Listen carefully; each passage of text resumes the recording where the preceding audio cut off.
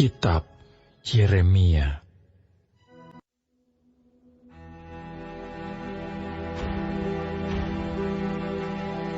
Zedekia berumur 21 tahun pada waktu ia menjadi raja, dan 11 tahun lamanya ia memerintah di Yerusalem. Nama ibunya ialah Hamutal binti Yeremia dari Libna. Ia melakukan apa yang jahat di mata Tuhan, tepat seperti yang telah dilakukan Yoyakim. Sebab oleh karena murka Tuhanlah hal itu terjadi terhadap Yerusalem dan Yehuda, yakni bahwa ia sampai membuang mereka dari hadapannya. Zedekia memberontak terhadap Raja Babel. Maka pada tahun ke-9 dari pemerintahannya, dalam bulan yang ke-10, pada tanggal 10 bulan itu, datanglah Nebukadnezar Raja Babel dengan segala tentaranya menyerang Yerusalem. Berkemalah mereka mengepungnya, dan didirikan merekalah tembok pengepungan sekelilingnya. Demikianlah kota itu terkepung sampai tahun yang ke-11 pemerintahan Raja Zedekia. Pada tanggal 9 bulan yang ke-4, ketika kelaparan sudah merajalela di kota itu, dan tidak ada lagi makanan pada rakyat negeri itu, maka dibelah oranglah tembok kota itu. Melihat hal itu, maka melarikan dirilah raja dengan semua tentara, meninggalkan kota itu pada waktu malam melalui pintu gerbang antara kedua tembok yang ada di dekat taman raja, sekalipun orang Kasdim mengepung kota itu sekeliling. Mereka lari menuju ke Araba Yordan. Tetapi tentara Kasdim itu mengejar raja dari belakang dan mencapai Zedekia di dataran Yeriko. Segala tentaranya telah berserak-serak meninggalkan dia. Mereka menangkap raja dan membawa dia ke Ribla di tanah Hamat kepada Raja Babel yang menjatuhkan hukuman atas dia. Raja Babel menyuruh menyembelih anak-anak Zedekia di depan matanya. Juga semua pemuka Yehuda disembelihnya di Ribla. Kemudian mata Zedekia dibutakannya, lalu ia dibelenggu dengan rantai tembaga.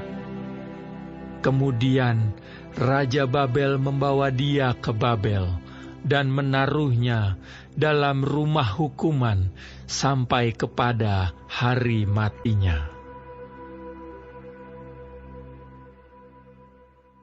Dalam bulan yang ke-5, pada tanggal 10 bulan itu, itulah tahun ke-19 pemerintahan Nebukadnezar Raja Babel. Datanglah Nebuzaradan, kepala pasukan pengawal, yang melayani Raja Babel ke Yerusalem. Ia membakar rumah Tuhan, rumah raja, dan segala rumah di Yerusalem. Segala rumah orang-orang besar dibakarnya dengan api. Segala tembok sekeliling kota Yerusalem dirobohkan oleh tentara Kasdim yang ada bersama-sama dengan kepala pasukan pengawal itu.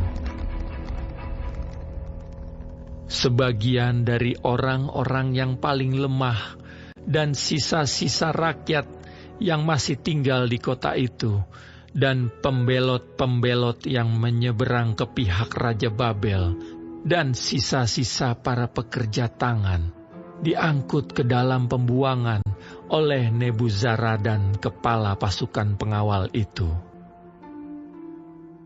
Hanya beberapa orang miskin dari negeri itu ditinggalkan oleh Nebuzaradan, kepala pasukan pengawal itu, untuk menjadi tukang-tukang kebun anggur dan peladang-peladang.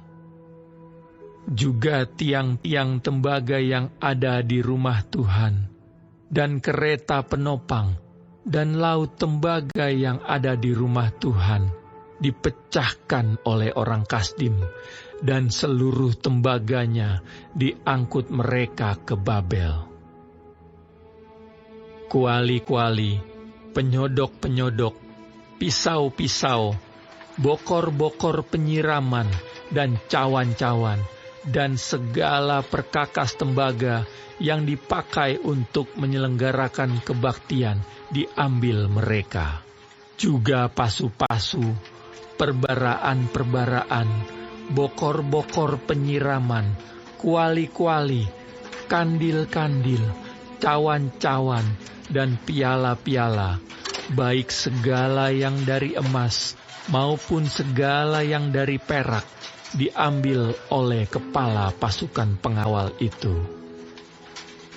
Adapun kedua tiang, laut yang satu itu, dan ke-12 lembu tembaga yang ada di bawah kereta penopang, yang dibuat oleh Raja Salomo untuk rumah Tuhan, tiada tertimbang tembaga segala perkakas ini.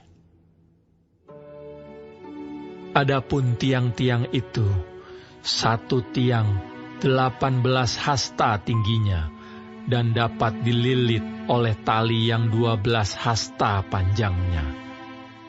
Tebalnya 4 jari dan geronggang dari dalam.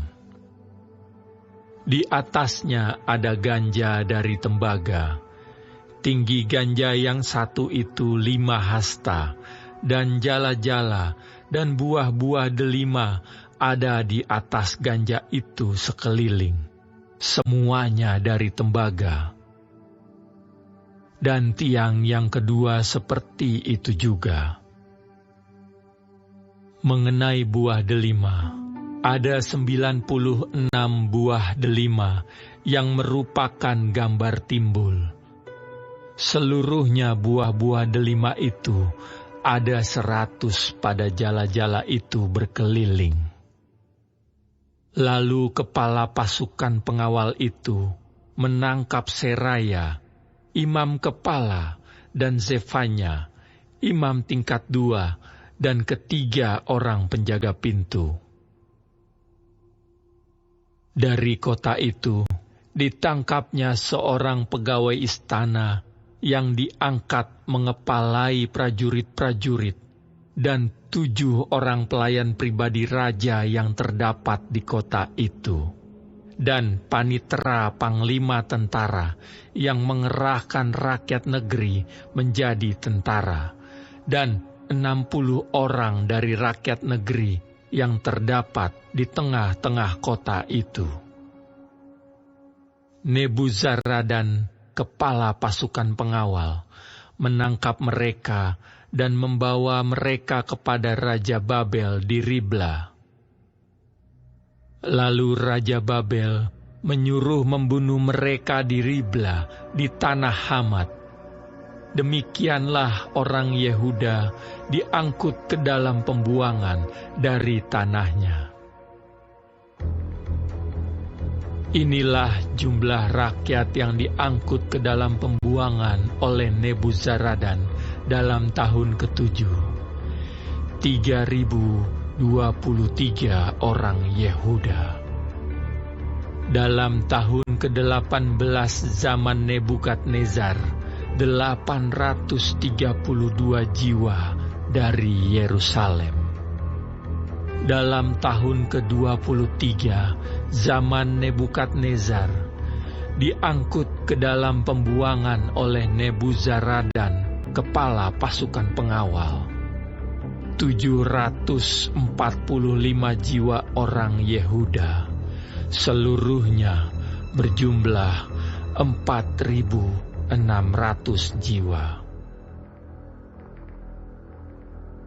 Kemudian dalam tahun ke-37 sesudah Yoyakin Raja Yehuda dibuang, dalam bulan yang ke-12 pada tanggal 25 bulan itu, maka Ewil Merodak, Raja Babel, dalam tahun ia menjadi raja, menunjukkan belas kasihannya kepada Yoyakin Raja Yehuda dengan melepaskannya dari penjara. Ewil Merodak berbicara baik-baik dengan dia dan memberikan kedudukan kepadanya, lebih tinggi daripada kedudukan raja-raja yang bersama-sama dengan dia di Babel. Yoyakin boleh mengganti pakaian penjaranya dan boleh selalu makan roti di hadapan raja selama hidupnya. Dan tentang belanjanya, Raja Babel selalu memberikannya kepadanya sekadar yang perlu tiap-tiap hari selama hidupnya sampai hari matinya.